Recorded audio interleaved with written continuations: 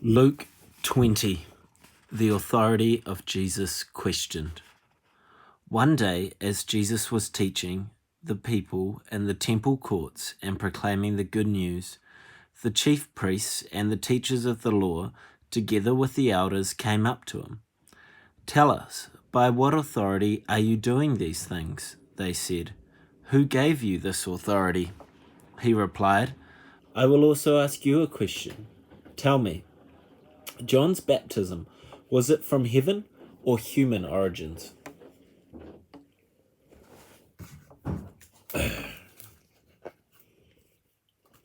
They discussed it amongst themselves and said, "If we say from heaven," he will ask, "why didn't you believe?"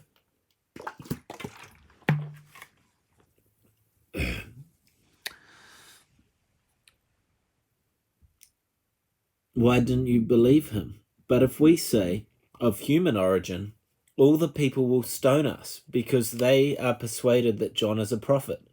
So they answered, "We don't know where it was from." Jesus said, "Neither will I tell you by what authority I am doing these things." The parable of the tenants. He went on to tell the people this parable. A man planted a vineyard and rented it to some farmers, and went away for a very long time. At harvest time he sent a servant to the tenants, so they would give him some of the fruit from the fruit of the vineyard. But the tenants beat him and sent him away empty-handed.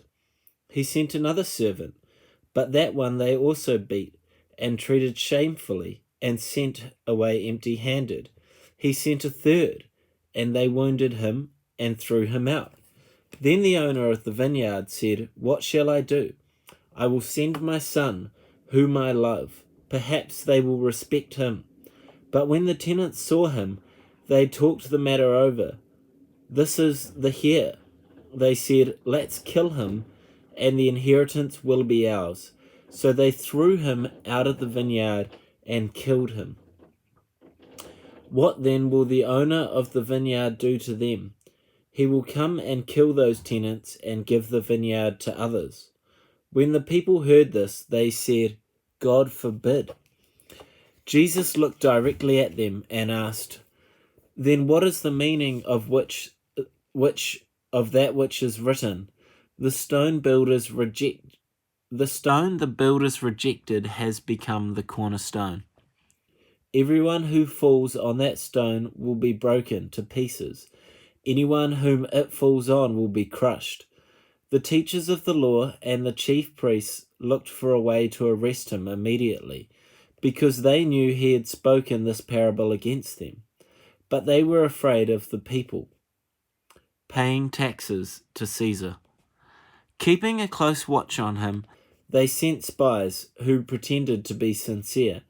They hoped to catch Jesus in something he said so that they might hand him over to the power and authority of the governor.